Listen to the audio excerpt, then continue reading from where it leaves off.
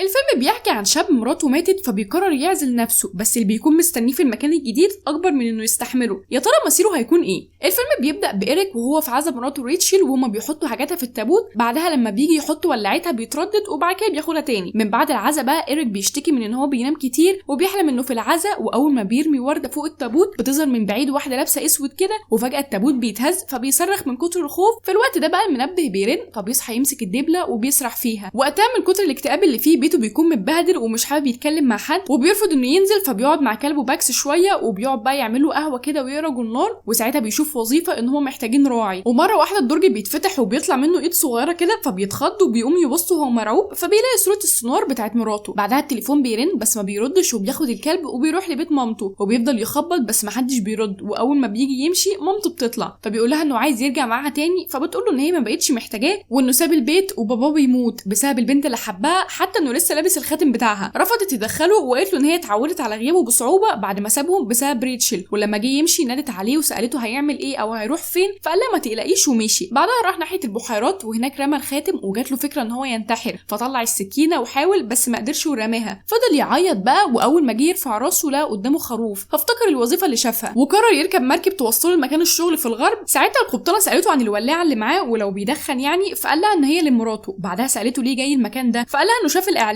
فسالته ازاي الاعلان لقاه، قال لها انه شافه في الجورنال. فسالته تاني ازاي الاعلان هو لقاه، فقال لها ان الناس ساعات بتحتاج تبقى لوحدها، فقالت له ان الاصح ان هم بيحتاجوا المنفذ لوحدهم. ساعتها إيريك كان مستغرب من شكل الغراب اللي معاها بس ما اهتمش يعني. اول ما وصلوا جرس المناره ضرب فقالت له ان هي بتنور عشان الضباب بس نورها بايظ من زمان ومحدش طلع يصلحه. بعدها وهو ماشي عدى على خط محفور كده بس هي ما عدتش وراه وادته مفتاح للكوخ اللي هيقعد فيه، وقالت له ان المولد بايظ فيروح ورا البيت يصلحه، وان مصابيح الغاز جوه البيت وعنده الخشب والغاز في البيت والتليفون لحالات الطوارئ بس، وساعات بيتعطل يعني لما الجو ما يكونش كويس. وقالت له ياخد باله عشان ما يتوهش ويمشي ورا الخريطه وسابته ومشيت. بعدها سالها ترجع تاني امتى، فقالت له يوم الثلاث وهتجيب معاها المعدات لو احتاج اي حاجه يبلغها، وادت له مدونه كده ووصته يحافظ عليها. سلمت عليه وقبل ما تمشي قالت له ان هي شايفه حاجه بتطارده وبتتمنى يكون عنده الفرصه انه يواجهها. بعدها دخل هو وباكس البيت وبدا ينظفه بس ما كانش فيه ولا ميه ولا حراره تليفون، فخد الخريطه وخرج يدور على ميه. ولما وصل وهو ماشي جنب البركه لقى حجر عليه رسمه غريبه فبص عليها وما اهتمش. ملا بقى الجردل فلقى حاجه بتلمع، ولما خدها لقاها الخاتم بتاعه ومحطوط في سلسله فاستغرب جدا وخده ومشي. لما روح بدا يشغل بقى الدفايه ويظبط المكان وفضل سرحان في الخاتم ومتردد يلبسه تاني ولا لا، بس رمى جنبه وخرج عشان ياكل الخرفان. بعدها حط لهم الاكل وطلع المدونه عشان يكتب فيها عددهم بس ما عرفش يعدهم، فقام يصلح مولد الكهرباء. في الوقت ده بقى جرس المناره ضرب وباكس فضل واقف باصص ناحيته، فإيريك خده ودخله البيت وولع المصباح. وبعدها وهو قاعد لقى شويه مدونات محطوطه على الرف كده، فخد واحده منهم بس كان فيها كلام ورسومات غريبه. بعدها بشويه دخل ينام وخد باكس معاه بس ما كانش راضي يطلع وراه لحد ما زعق فيه. ساعتها الجو فضل يمطر جامد والشبابيك تتهز وإيريك ما جالوش نوم وفضل يفتكر تابوت ريتشل. فجاه سمع هو وباكس صوت طفل بيعيط فخد المصباح وقام يبص، واول ما فتح الباب اتخض من راس الخروف اللي متعلقه على الحيطه بس ما لقاش حاجه تانية. ولما دخل ينام حلم بريتشل وهي بتقول له يروح رحله للجبل بس هو ما كانش موافق، فسالته عشان بيخاف من المرتفعات فقال لها انه مش عايز وانه بيفتكر العربيه وهي بتقع بيها فبيقوم مخضوض. تاني يوم الصبح بقى قام يحضر القهوه بس وهو بيبص وراه لقى القهوه على الترابيزه وسخنه، فاستغرب وخرج على البحر وهو متوتر وعمال يفتح ويقفل في الولاعه. بعدها جرس المناره ضرب وقام ياكل الغنم. فجاه سمع هو وباكس صوت عالي غريب ففضل ينادي لو في حد في المكان بس الصوت هدي مره واحده، ولما بص وراه لقى الخرفان بتبص له ساكتين، فنادى على باكس بسرعه وخده دخله البيت. اول ما دخل بقى خد المج وكسره، ولما جه يستخدم التليفون ما كانش فيه حراره، ولما جه يعمل شاي ما لقاش ميه فخرج يجيب من البركه. ولما رجع وهو داخل البيت لقى واحد معاه شنطه ودخل المناره وخرج من غيرها. فضل ينادي عليه بس ما ردش عليه وركب المركب ومشي. ساعتها إيريك فكر يجرب يفتح الباب بس كان مقفول، وهو نازل بقى لقى هيكل على الارض بس ما كانش عارف بتاع ايه فسابه وراح البيت. بعدها قعد يشرب حاجه ويكلم باكس لحد ما جه الليل بس كان خايف يطلع ينام، ففضل يشجع نفسه. واول ما طلع نادى على باكس وقال له ما يخافش وانه ما فيش حاجه يعني، وقعد في السرير يفتح ويقفل في الولاعه ويفتكر ريتشل. بعدها فتح المفكره بس ما كانش عارف يكتب ايه، فسال باكس واخر ما زهق رماها جنبه وبدا يكلمه ويقول له ان هم في المكان ده لوحدهم حتى ما فيش اي طيور. فجاه سمع صوت فقام بسرعه يبص من الشباك بس ما كانش فيه حاجه. بعدها ظهر له وش غريب منه دخل في حلم كانه في غابه وقدامه ريتشل لابسه احمر وبيجري ناحيتها وبيحاول يقرب منها، واول ما بيوصل لها بتبص لبعيد فبيبص وراه بيلاقي حد غريب لابس اسود، واول ما بيلف تاني بيلاقيه في وشه وبيقول له ليه، فبيقوم من النوم مفزوع وبينزل هو باكس وقتها وبيلاقي مامته واقفه في المطبخ. ولما بيسالها ازاي جت المكان ده وازاي لقيته اصلا ما بتردش عليه وبتفضل تتكلم على ان البيت محتاج يترمم وان الاكل لو فضل بره هيبوظ وان كان لازم تجيب معاها ادوات بابا القديمه وبيقع منها طبق، فبتسكت كده وبتقول له ان هي عملت كل حاجه عشانه وانه ما حسش بيها لما بابا مات. فقال لها ان هو كمان مراته ماتت، فتعصبت عليه وقالت له انه ما يقارنش بينهم. بعدها قعدت تعيط، فقعد جنبها وصالحها وقعد ياكل. وفي الكلام سالته عن باكس. ساعتها باكس كان لسه واقف على السلم وما نزلش معاه، فحكيت له عن زمان وباكس صغير لما كانوا بيخرجوا سوا. فقال لها عشان الاول كانت كل حاجه سهله، فقالت له ان ربنا عنده الخريطه اللي تخليه يطلع من اللي فيه، وان الابتعاد عن الطريق سهل بس الاصعب انه يختار طريق تاني. فسالها تاني ازاي عرفت مكانه، فقالت له ان كل الخرفان بتروح السوق وان العالم صغير. فقال لها ان هو عمره ما سمع عن المكان ده قبل كده اصلا وان هو في اقصى الغرب. فقالت له ان هو كده كده لازم يرجع لمكانه لان ريتشل ماتت وانه الاول كان مبسوط من غيرها. فاتضايق من كلامها وقال لها تسكت. بعدها قامت شايت الاكل وقالت له يحاول يتقبل اللي حصل. ساعتها وهو بيبص لها لقاها بتغسل الاطباق من غير ميه اصلا، وبتمسك السكينه وبتحركها على ايديها لحد ما بتتعور، وبتقول له ان هي بتتمنى ان ريتشل تكون اتعذبت وهي بتموت في الحادثه. وقتها بيخاف من اللي بتعمله وبيرجع لورا، فبتقول له ان الولد اللي في بطنها احتمال ما يكونش ابنه اصلا، وبتهجم عليه وشكلها بيتحول. فبيصحى من النوم مفزوع، بس باكس ما بيكونش موجود في البيت كله. ساعتها بقى القبطانه بتتصل وبتقول له ان هي جت امبارح بس كان نايم، وبتساله عن حالته. فبيسالها لو دي كانت اول مره تيجي المكان، فبتقول له وانه بكده بدا يستجوب نفسه وان مفيش حاجه بتتصلح بالسد. بعدها بيسالها عن باكس، فبتقول له انه احتمال يكون هرب. فبيقول لها ان الباب كان مقفول، فبيتعصب وبيفتكر ان هو في حلم تاني وبيضرب نفسه عشان يفوق. بعدها بيخرج يدور عليه في البحر بس ما بيلاقيهوش، فبيروح ناحيه مكان كله ضباب، واول ما بيسمع صوته بيجري عليه. ساعتها بيتكعبل في طوبه وبيقع على وشه، واول ما بيتعدل بيلاقي الخيال الاسود قدامه بعيد، فبياخد حجر وبيقوم يقرب ناحيته، واول ما بيوصل بيلاقيه حجر كبير بالطول. بيدخل بقى يدور على باكس جواها وبيحس ان في خيال عدى من قدامه كده. بيطلع بقى بسرعه الدور اللي فوق، وهو ماشي بيلاقي مفتاح. اول ما بياخده بيجي باكس من وراه، واول ما بيلف بيسمع صوت غريب والكلب بيتحول للكائن الاسود. وقتها بيحاول يتجاهل الموضوع وما يبصش وراه، وبيجري يخرج بره المركب لحد ما بيوصل لبيته، وبيقفل الباب بالكرسي وبيفضل باصص من الشباك ومعاه السكينه وهو قلقان لحد ما الصبح ما بيطلع. ساعتها بيفضل بقى يفتكر حادثه العربيه اللي حصلت. بعدها بيسمع صوت طفل، ولما بيفتح الباب بيلاقي عصفوره شبه اللي كانت مع القبطانه في المركب. وقتها بيقرر يواجه خوفه وبيخرج تاني يروح ناحيه الحجر الكبير بس ما بيحصلش حاجه. فبيرجع البيت وبيفضل سهران مستني باكس يرجع في اي وقت. في الوقت ده بقى بيفتح المدونه عشان يسجل فيها اللي بيحصل، وبياخد المدونه التانيه من على الرف، فبيلاقي فيها رسومات عن المناره. فبيفتكر المفتاح اللي لقاه وبيرجع يكمل قرايه تاني. ساعتها بيتخض من شكل الصور لان فيها صوره الكائن الغريب اللي بيشوفه. من بعدها بقى بيفضل سهران بيفكر في اللي بيحصل وفي باكس، ووقت ما بيقوم يبص من الشباك بيلاقي الدبله بتاعته وبيعتذر من ريتشل عن اللي عمله. ساعتها جرس التليفون بيرن وبيسال القبطانه عن مكانه وعن اللي بيحصل، فبتقوله ان هو بس اللي يقدر يجاوب على السؤال ده وانه الوحيد اللي يعرف ليه ده بيحصل. فبيسالها لو هو ميت، فبتقوله ان هي ما تعرفش. بيقول لها انه عايز يرجع بيته تاني وان ده بالنسبه له سجن، فبتقوله ان ده بيته وان وجوده في المكان ده في الوقت ده ممكن يكون ضروره. بيقول لها انه ما عملش اي حاجه غلط، ولما بتساله ما عملش ايه بيقول لها ان ملوش علاقه وان دي كانت حادثه. وبيحكي لها عن الحادثه وان هو كان شارب وهو بيسوق وفقد السيطره في العربيه ووقع بيهم. فبتساله عن مكان الحادثه ولو شايك ان مراته لسه عايشه، فبيقول لها انه ما يعرفش. ولما بتساله لو في حد تاني كان معاهم، فبيقول لها ان هي كانت حامل. فقالت له ان ده اصعب ذنب هيفضل عايش بيه. بعدها الخط بيفصل. بعد اللي حصل قرر ان هو يدخل المناره، ولما جرب المفتاح فتح، وهناك لقى عصافير كتير متحنطه وميته. بعدها بدا يبص لطول سلالم المناره فترعب لانه بيخاف من المرتفعات، بس قرر يطلع. فضل ينادي على باكس، بعدها سمع صوته فكمل، ولما وصل للاخر صلح نور المناره. بس وهو نازل بيلاقي عنكبوت تحته، فرجليه بتفلت من على السلم وبيقع. بعدها بيخرج من المناره. في الوقت ده بقى القبطانه بتبقى بتركب زرار في الغراب كده كانه عين، واول ما بتلمح المناره منوره بتتخض وبتعرف ان دي نهايته لانه دخلها. بس المفاجاه كانت ان بعد ما ايريك خرج من المناره لقى كل الخرفان متصلبه، فترعب من المنظر ودخل البيت وهو مفزوع. فضل قاعد بقى في الارض طول الليل وجنبه جيركن الغاز. ساعتها حلم بريتشل وهي على البحر وهو وسط المكان اللي فيه بس كله تلج، واول ما بيقرب بيلاقي طفل بيعيط تحت التلج، واول ما بيحاول ينقذه بيصحى من النوم وهو مخضوض والغاز اللي جنبه بيقع على الارض، فبيفكر يولع في نفسه. بس بيقوم يبص من الشباك على الخرفان وما بيلاقيش حاجه. ساعتها الشبح بيظهر من وراه وبيلف حواليه، ومره واحده بيشيل الخيوط السودا اللي عليه، وبتظهر ريتشل في شكل غريب وبتساله ليه. بيفضل يكذب نفسه وبيقنع نفسه ان ده خيال وان ريتشل ميته اصلا، وبيرمي الولاعه في الغاز وبتتحرق، وبيفتح الباب وبيجري. بعدها بيسمع صوت صريخ وبيلاقيها واقفه بره البيت وبتبص له، فبيرمي نفسه في الميه عشان يوصل للمركب اللي فيها القبطانه. ساعتها جثه ريتشل بتطلع تسحبه وهو بيعوم لتحت. فجاه بقى بيصحى بيلاقي نفسه على الشاطئ وبيروح لمركز البوليس، وهناك بيقعد مع الضابط. فبيسالها لو هو ميت، فبتقوله لا. فبيقول لها ان لازم يعترف بحاجه مهمه، انه قتل مراته. فبتقوله ان ده كان حادثه وان هي كانت لوحدها. فبيقول لها ان هو ما قدرش يستحمل الارتفاع اللي كانت فيه العربيه وهي على الحافه. ساعتها اول ما نزل العربيه وقعت من على الجرف والبحر خد جثتها، وكل اللي دفنوا في التابوت كان ذكرياتها بس. وسالته لو عايز يقول حاجه تاني، فقال لها ان هي كانت حامل. بعدها قالت له يستريح شويه لان اللي عدى بيه صعب، وانه وراه تليفون لو حب يتصل بحد يعني. ساعتها بقى التليفون رن، ولما رد لقاها القبطانه بتقول له انه ممثل كويس جدا. فبيسالها قصدها ايه عشان خرج من الجزيره، فبتضحك وبتقول له انه ممكن يهرب من الجزيره الجزيره بس ما يقدرش يهرب من اللي يستحقه، فبيقول لها انه اعترف للبوليس بكل حاجه، فبتقول له انه بيلعب بالقوانين، وبتطلب منه يبص يمينه في المرايه، وبتقول له ان هي حذرته وقالت له يحافظ على مدونته، بس هي دلوقتي في ايد البوليس. فعشان اللي عمله خدت السكينه اللي كانت معاه على الجزيره وقتلت مامته بيها، وبكده ادت دورها وقالت له ان هو لعن على الارض وكان لازم يدفع الثمن. ولما بيسالها هي مين بتقول له ان هي بتخدم القدر وبتقفل الخط. في الوقت ده بقى بتكون رسمت نفس العلامه الغريبه على الكابينه. بعدها بيفتح باب الاوضه وبيكون عليه من بره نفس العلامه، وبيلاقي نفسه لسه على الجزيره. وبس كده يكون خلص فيلمنا النهارده. ما تنساش بس لو عجبك فيلم النهارده تعمل لايك وشير عشان لسه في فيديوهات جايه كتير قوي.